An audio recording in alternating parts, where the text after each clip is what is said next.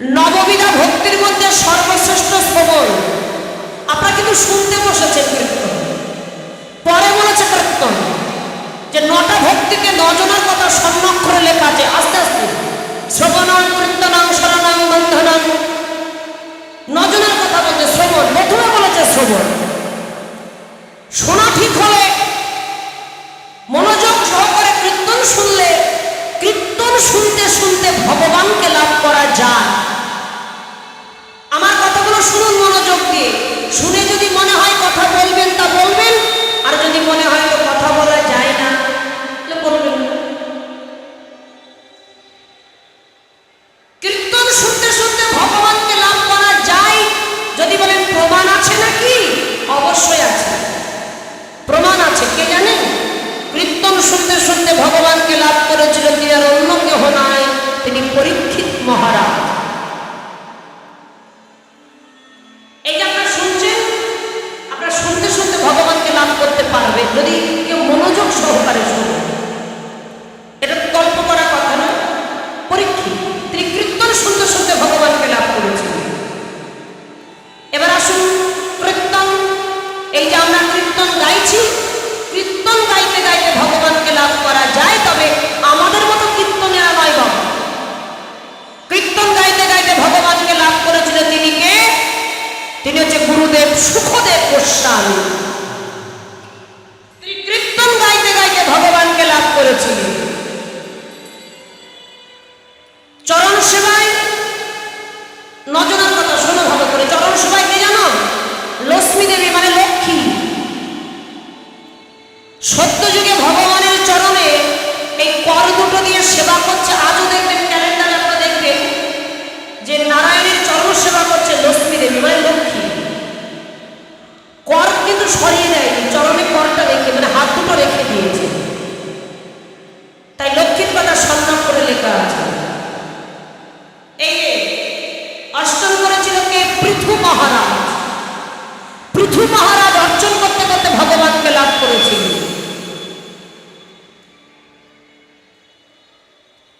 স্মরণ করে ভগবানকে লাভ করেছিল। স্মরণ করেছেন, ভগবান এসেছে। আপনি যদি স্মরণ করেন ভগবান আসবে। স্মরণ করেছেন আর ভগবান চলে এসেছে। স্মরণে কি জানো? ভক্তিমতী মায়েরা বলো দেখি কে? আহা, জানো না তো? ভক্ত শ্রেষ্ঠ প্রহ্লাদ। প্রহ্লাদ প্রহ্লাদ স্মরণ করেছেন আর ভগবান এসেছে। তাহলে স্মরণ করলে ভগবান আসে। প্রহ্লাদের পিতা হচ্ছে হিরণ্যকশিপু, অসুর। আর অসুরের ঘরে ভক্ত প্রহ্লাদের জন্ম। তাহলে বুঝে দেখো, পিতা হচ্ছে অসুর আর তার সন্তান হচ্ছে ভক্ত প্রহ্লাদ। যে প্রহ্লাদ স্মরণ করেছেন ভগবান এসেছে। এখন হিরণ্যকশিপুর প্রহ্লাদকে বলছে, এই প্রহ্লাদ, তোর ভগবান এই ফটিকের স্তম্ভের মধ্যে আছে? প্রহ্লাদ বললেন, আছে বাবা। ভগবান কোথায় না নেই বলো বাবা? ভগবান সব জায়গায় আছে, আকাশে বাতাসে চির অবধি। কোথায় না নেই বলো বাবা? ভগবান ভগবান সব জায়গায় আছে, সব স্থানে ভগবান আছে। এখন ভক্ত যদি বলে ভগবান আগুনের মধ্যে আছে, ভগবান সেই আগুনের মধ্যে দেখে দেখা দেবে। ভক্ত যদি বলে ভগবান জলের মধ্যে আছে, ভগবান জলের মধ্যে থাকবেন। এখন ভক্ত বলেছেন আছে বাবা, আর হিরণ্যকশিপুর বলছে ভেঙে ফেলো, ভেঙে ফেলো দেখি এর মধ্যে ভগবান কেমন আছে। ভগবান কেমন আমি দেখবো। হরি শত্রু, মানে হরি এর মধ্যে আছে, ভেঙে ফেলো। আর যেই না ভেঙে ফেলেছেন, অমনি ভক্ত যে বলেছে, ভগবান থাকতে পারলেন না। নরসিংহ রূপ ধরে হিরণ্যকশিপুরের দিকে এগিয়ে আসছে বাবা। নরসিংহ রূপ ধরলেন কেন? এই কথাগুলো বুঝে নিন আপনারা। এখন হিরণ্যকশিপুর ব্রহ্মার সাধনা করেছিল। ব্রহ্মা বলছে তোমার সাধনায় সন্তুষ্ট হয়েছি, তুমি বর প্রার্থনা করো। হিরণ্যকশিপুর বলছে তুমি এই বর দাও, এইবার দাও আমি যেন অমরত্ব লাভ করতে পারি। এখন ব্রহ্মা বলছে আমি ব্রহ্মা, আমার নিজের মরণ আছে, আমি তোমার অমরত্ব দেবো কি করে? আমাকে বলতে হবে তো তোমার অমরত্ব দেবো কি করে? হিরণ্যকশিপুর এতটাই সাধনা করেছেন, ব্রহ্মাকে বলে চলে যাও। ব্রহ্মা এগিয়ে এসে বলছে রাগ করো না, রাগ করো না, আমি অমরত্ব হয়তো দিতে পারবো না, তবে অমরত্বর মতো কিছু দিতে পারবো। বুঝে নিত। এখন যেই বলেছেন অমরত্বর মতো কিছু দিতে পারবো, হিরণ্যকশিপুর তো বড় চালাক। হিরণ্যকশিপুর বললে তবে তুমি এইবার দাও, কোন পুরুষ আমাকে মারতে পারবে না। এখন ব্রহ্মা বলছে তথাস্তু, কোন পুরুষ তোমাকে মারতে পারবে না। এইবার দাও, কোন নারী আমাকে মারতে পারবে না। বলে তথাস্তু, কোন নারী তোমাকে মারতে পারবে না। এইবার দাও, কোন অস্ত্রে নাই। বলে তথাস্তু, শস্ত্রে নাই। তথাস্তু। এবার বলো জলে নাই। তথাস্তু। স্থলে নাই। তথাস্তু। দিনে নাই। তথাস্তু। রাতে নাই। তথাস্তু। ঘরে নাই। তথাস্তু। বাহিরে নাই। তথাস্তু। অমনি হেসে বলে যেত অমরত্বর মতোই, পুরুষও না নারীও না, কোনো অস্ত্রেও না, শস্ত্রেও না, জলেও না, বাইরে না, উপরেও না, নিচেও না, ঘরে না, বাইরে না, তো অমরত্বর মতো। বাবা, আইন যেমন আছে, আইনের ভাগটাও কিন্তু থাকে। আর যেই বলেছেন অমরত্বর মতো অত্যাচার বেড়ে যাচ্ছে, পাপের ভাড়া পূর্ণ না হলে তো ভগবানের কৃপা হয় না। হরি বল। যারা পাপ করে পাপের ভাড়া পূর্ণ হওয়া চায়, পরিপূর্ণ যখন হবে তখন সে সাজা পাবে। আর যে বাড়ে ভগবান তাকে বাড়তে দেয়, বাড়তে বাড়তে এমন একটা জায়গায় পৌঁছায় বাবা, আর কোনো জায়গা থাকে না। নিতাই বলল পড়লেই মৃত্যু। হিরণ্যকশিপুরের সেই দশা হয়েছে, অত্যাচার বেড়ে যাচ্ছে, হরিকে মারবার জন্য ঘুরছে শত্রু। এখন যেই না ফটিকের স্তম্ভটা ভেঙে ফেলেছেন, ভগবান নরসিংহ রূপ ধরলেন। এই পর্যন্ত নর অপরটা সিংহ। এবার বুঝে দেখুন, বর পেয়েছিল নারীও না, পুরুষও না, তাই নর আর সিংহ। আপনারা সবাই জানেন, ওই নরসিংহ রূপ ধরে যখন এগিয়ে আসছে, হিরণ্যকশিপুর ভাবছে একে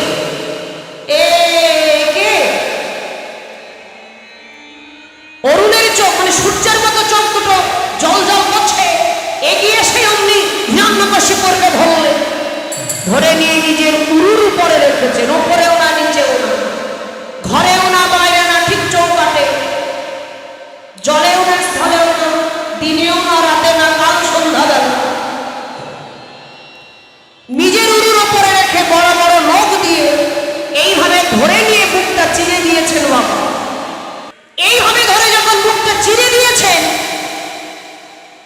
বুকটা চিরে না দিয়ে ভিতর থেকে নাড়িটা টেনে বার করে দাঁত দিয়ে চিবাচ্ছে। প্রহ্লাদ দূরে দাঁড়িয়ে কাঁদছে,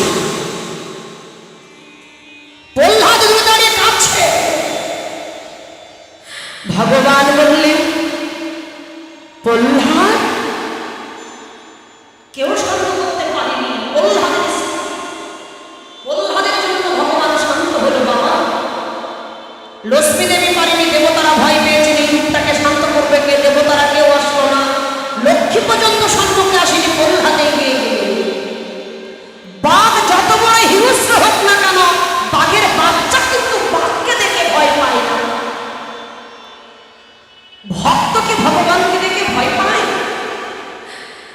প্রহ্লাদ এগিয়ে এসে ভগবানের সম্মুখে দাঁড়িয়েছে। এসো প্রহ্লাদ। বড় বড় লোক দিয়ে রক্তগুলো ঝরঝর করে ঝরছে।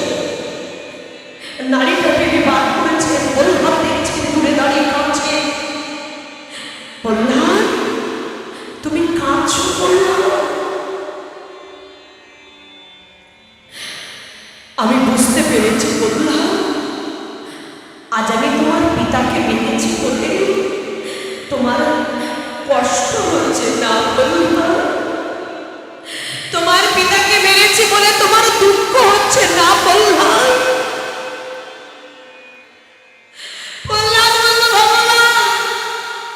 আমার পিতা কোনদিন তোমার স্মরণ করেনি। আমার পিতা হরি ভজন করে নিজের যে হরি শত্রু।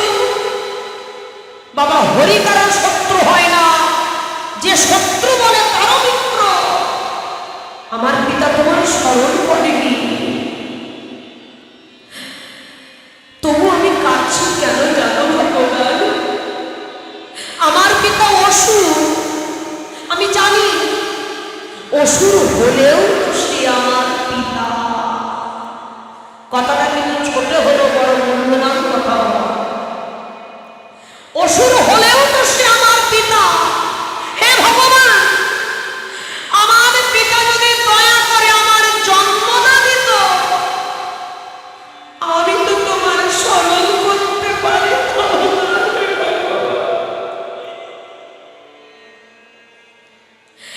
আমার পিতা দয়া করে আমার জন্ম দিয়েছে বলে আজ আমি তোমার স্মরণ করেছি, আর তুমি এসেছো।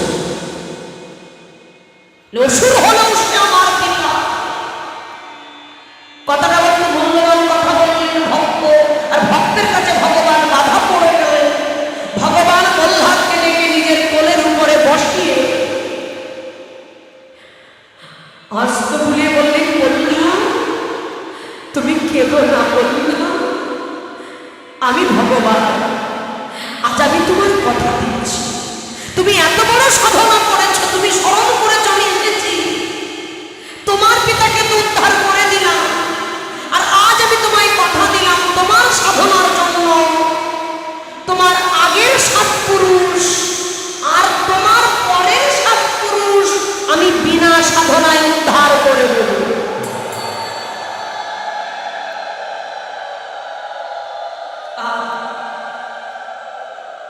ভক্তিমতী মায়েরা, বৈষ্ণব মণ্ডলীগণ, একটা মূল্যবান কথা শুনে রাখুন। একটা ভক্ত সন্তান যদি একটা বংশে, একটা গৃহে যদি ভক্ত সন্তান জন্মগ্রহণ করেন, ওই ভক্ত সন্তানের জন্য তার 14 পুরুষ উদ্ধার হয়ে যায়। এবার ভক্ত সন্তান জন্ম দিতে গেলে এখানে মায়ের একটা ভূমিকা আছে। বাবা, পিতা অসুর, হিরণ্যকশিপুর অসুর, তার ঘরে ভক্ত প্রহ্লাদ এলো কি করে? ভক্তিমতী মায়েরা শুনুন ভালো করে, আপনাদের কথা বলছে। মা ছিল ভক্তিমতী, মায়ের নাম ছিল কয়াধু। কয়াধু তিনি ভক্তিমতী ছিল বলে প্রহ্লাদের জন্ম হলো। বাবা, পিতা অসুর হলে কি হবে? মা তো ছিল ভক্তিমতী। এখন নারী যদি ভক্তিমতী হয়, স্বামী অসুর হলেও অসুর একদিন হরি বলে। এখানে তো তত্ত্ব, ভালো করে নিগুড় তত্ত্বটা কি আছে? রাত 12টার পরে কয়াধুর আর তার স্বামী হিরণ্যকশিপু দুজনে কথা বলেছিলেন, হরি নাম করেছিলেন। ভক্ত প্রহ্লাদের জন্মটা কিভাবে হয়েছে আপনারা শুনুন মনোযোগ দিয়ে। নারী হচ্ছে 3 প্রকার। নারীর হচ্ছে 3টে রূপ থাকে: সতী নারী, উত্তম নারী, আর অধম নারী। সতী নারী কাকে বলে? স্বামী কিছু বলবার আগে তার স্ত্রী বুঝে দেবে যে স্বামী কি বলতে চাইছে। এরা সবাই সতী নারী। উত্তম নারী, স্বামী কিছু চাইবে, তার স্ত্রী বলবে ধরো, এরা উত্তম নারী। অধম নারী, স্বামী চাইলেও স্ত্রী দিতে চায় না। স্বামী চাইছে, স্ত্রী দিচ্ছে না। এ জগতে এইরকম নারী দেখলে ভাবলেন এরা সব অধম নারী। এখন কয়াধুর ছিল সতী নারী, নাগরাজের কন্যা, বিবাহ হয়েছেন। বন্ধুরা বলছে, কিরে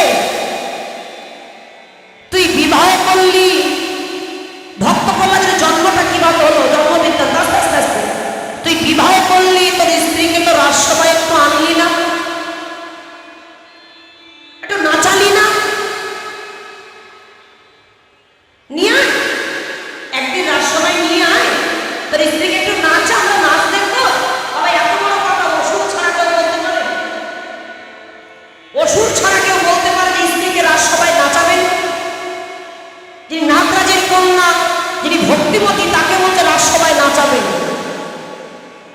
হিরণ্যকশিপু তো অসুর, অমনি বলে যা আগামীকাল আমার স্ত্রী রাজসভায় নাচবে আর তোদের সবাইকে মিষ্টি খাওয়াবো যা।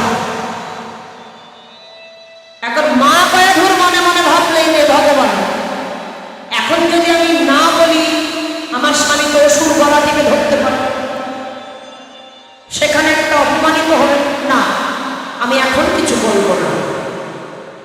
যারা বুদ্ধিমতী তারা ঠিক এইভাবে চলেন, আপনারা শুনে রাখুন, কাজে দেবে। আমি কিছু বলবো না। এখন স্বামী স্ত্রী দুজনে ঘরের মধ্যে, বন্ধুরা চলে গেলেন, রাত 12টার উপরে বাজে। রাত 12টার উপরে বাজে। এখন মা কয়াধুর কথাটা পেয়েছে, স্ত্রী পারে তার স্বামীকে পথে আনতে। কোন স্ত্রী ভক্তিমতী হলে স্বামী একদিন হবেন, কিন্তু স্বামীরা ভক্ত হলে স্ত্রীরা যদি না হয় তবে বেজন্মে হবে। এটাই হচ্ছে ব্যাপার। এখন মায়েরা পারে বাবাদের পথে আনতে। রাত 12টার উপরে বাজে। মা কয়াধুর মানে প্রহ্লাদের মা স্বামীকে বলছে, স্বামী, আর অসুর তো বলো বলো কি বলবো, স্বামী তুমি যে বললে আগামীকাল রাজসভায় নাকি আমাকে নাচতে হবে, বন্ধুদেরকে বলে দিলে আমি নাচবো, আবার তাদের মিষ্টিও খাওয়াবে, তো নাচবো কেমন করে স্বামী? আমার তো নাচটা অভ্যাস নাই, আমি তো নাচ সেই ছোটবেলায় করেছি, নাচ তো প্র্যাকটিস নাই। আচ্ছা মায়েরা বলো, নাচ যদি প্র্যাকটিস না থাকে, না জানে কোনো কিছু কীর্তনটা যদি আমরা গাওয়া অভ্যাস না রাখি, হঠাৎ করে 1 বছর পরে যদি বলো কীর্তন করে, আমরা সব ভুলিয়ে ফেলি। এটা অভ্যাসের অভ্যাস না থাকলে কিন্তু এভাবে আমরা কীর্তন করতে পারবো। তাহলে অভ্যাস না, আমি কি করবো? প্র্যাকটিস নাই। অসুর বলছে প্র্যাকটিস করো। স্বামী কি করে প্র্যাকটিস করবো স্বামী? মানে কেন? তুমি যদি গান না করো তো আমি প্র্যাকটিস করতে পারবো না। এখনকার মতো তো মিউজিকের ব্যবস্থা ছিল। এখন তুমি মুখে গান করো, তুমি গান করলে আমি প্র্যাকটিস করতে পারবো। গান আচ্ছা বাবা, অসুরের মুখে কি কখনো গান হয়? গান আমি করতে পারবো না। স্বামী তুমি একটু গান করো। আচ্ছা স্বামী তুমি একবার বলো হরি, আর যেই বলেছেন একবার বলো হরি, হিরণ্যকশিপুর অমনি চোখ দুটো কপালে তুলে যায়। হরি আমার শত্রু, ওই নাম তুমি একবার করবে না। স্বামী মানে হিরণ্যকশিপুর 460 ভোল্টেজ, আর মা কয়াধুর মাথা নিচু করে বলছে, স্বামী তুমি শান্ত হও। ঘড়ির দিকে তাকিয়ে দেখো রাত 12টার উপরে বাজে। যে হরির কথা বলছো, হরি শুনতে পাচ্ছে না, হরি ঘুমিয়ে পড়েছে। রাত 12টার পরে কি হরি ঘুমিয়ে পড়ে? ওই যে মেয়েরা পারে, মেয়েরা সব পারে না এমন কোনো কাজ। ও দাঁড়াও স্বামী, অমনি দেখছে দরজাটা খোলা আছে, ছুটিকে দরজাটা বন্ধ করে দিলেন। এই দেখো দরজা বন্ধ করে দিল। এপাশে দেখতে জানলাটা খোলা আছে, স্বামী জানলাটা বন্ধ করে দিলাম। এখন দরজা জানলা বন্ধ করে দিয়েছে। রাত 12টার উপরে বাজে। স্বামী তুমি একবার বলো হরি। বলো না স্বামী, তুমি চিন্তা করো না, হরি তোমার শত্রু আমি মানছি, কিন্তু নাচ তো প্র্যাকটিস করতে হবে। হরি তো ঘুমিয়ে পড়েছে, হরি তো শুনতে পাবে। অসুরের মুখে কিভাবে হরি বলাচ্ছেন ভালো করে বুঝে রাখো মায়ের। অসুরের মুখে হরি বলাচ্ছেন। স্বামী একবার বলো না হরি। বলছো হরি বলবো?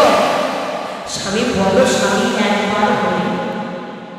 আর এতবার করে যখন তার স্ত্রী বলছে রাত 12টার উপরে বাজে, মনে মনে ভাবছে মনে হয় হরি বলেই করেছে, বলেই ফেলি। আর তাই বন্ধুদের আমার নাচ দেখাতে পারবেন, আমার অনুসন্ধান থাকবে, অপমানিত হবে। তা বেশ, তুমি যখন বারবার করে বলছো, ঠিক বলছো তো, হরি শুনবে না? বলে না স্বামী, হরি শুনতে পাবে না, তুমি বলো। হিরণ্যকশিপুর অমনি বললেন হরি।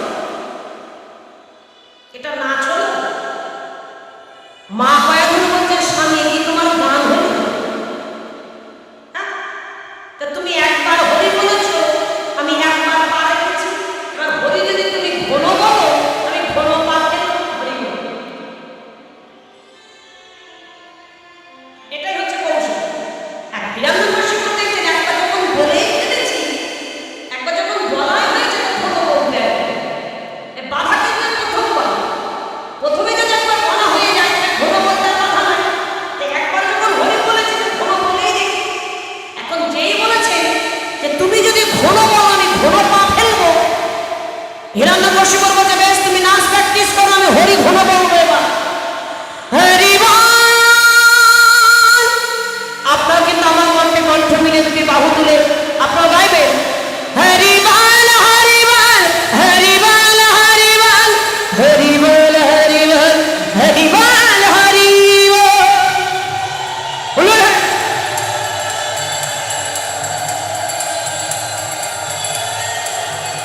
হরি বল হরি বল হরি বল হরি বল হরি বল হরি বল হরি বল হরি বল হরি বল হরি বল হরি বল হরি বল হরি বল হরি বল হরি বল হরি বল। ছুটে গিয়ে হিরণ্যকশিপুর আসন ছেড়ে তার স্ত্রীকে বুকের মাঝে জড়িয়ে ধরেছে। এত সুন্দর নেচেছে। আর যেই বুকের মাঝে জড়িয়ে ধরেছে, মা পায়ে ধরে বলছে, স্বামী স্বামী, আমি এত সুন্দর নেচেছি, তুমি তোমার বুকের মাঝে স্থান দিয়েছ আমার। কৌশলটা দেখো, আগামীকাল যখন রাজসভায় আমি নৃত্য করব, আমার নৃত্যে তোমার বন্ধুরা সন্তুষ্ট হবে, সন্তুষ্ট হয়ে তোমার বন্ধুরা তাদের বুকের মাঝে আমাকে জড়িয়ে ধরবে। কি মজা হবে না বলো স্বামী? হিরণ্যকশিপুর দেখলে সর্বনাশ। আগামীকাল রাজসভায় তুমি নাচবে না। মনে মনে বলছে, ভগবান তুমি আমার মান রেখেছো, তুমি আমার কথা শুনেছ, কিন্তু ওপরে বলছে, না শুনে আমি নাচবো না। স্বামী তুমি কথা দিয়েছো, তুমি অনুমোদিত হবে, আমি নাচবো স্বামী না। আগামীকাল রাজসভায় তুমি যদি নাচো, তোমার ঠান আমি ভেঙে দেবো। তার স্ত্রী পারেন তার স্বামীকে পথে আনতে, বুদ্ধি যদি থাকে। এখন রাত 12টার পরে স্বামী স্ত্রী হরিভজন করেছেন, কয়াধুরকে বুকের মাঝে জড়িয়ে ধরেছেন, সেই কারণে ভক্ত প্রহ্লাদের জন্ম হয়েছে। নিতাই গৌর হরি বল।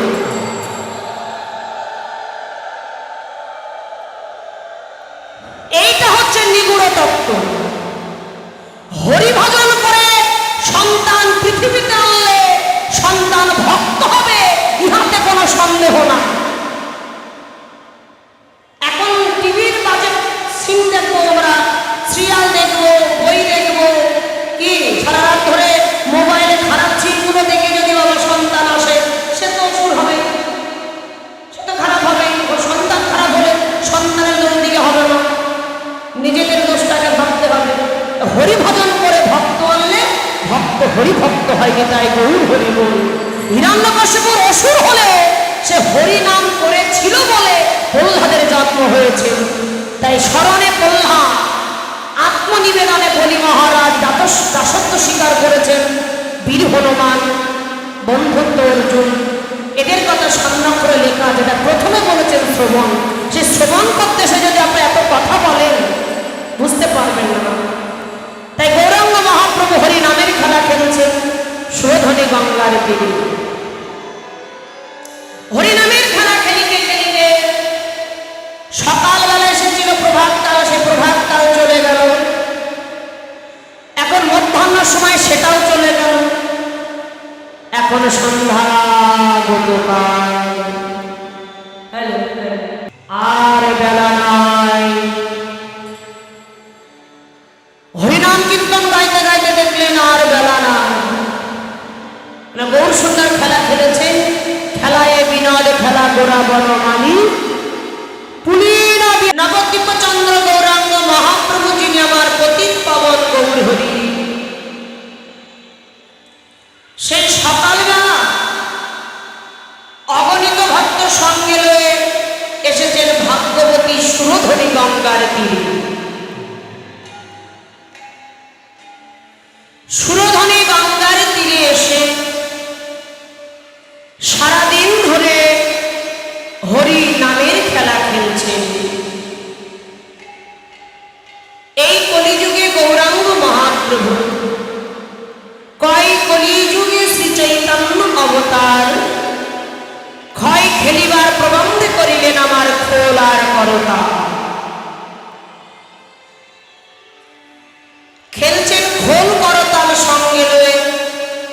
সুরধ্বনি গঙ্গার তীরে হরি নামের খেলা।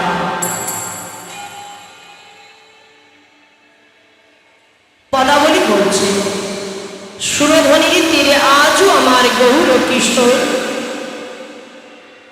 সহচর গণ মেলি গোরা আনন্দে বিভোর, আনন্দে বিভোর হয়ে হরি নামের খেলা খেলছে। আস্তে আস্তে আস্তে বলে খেলাটি কেমন দর্শন করে কলম দিবেন। আমার গোরা খেলায়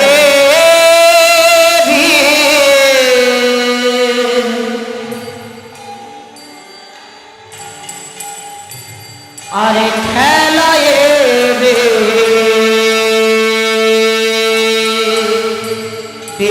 নগর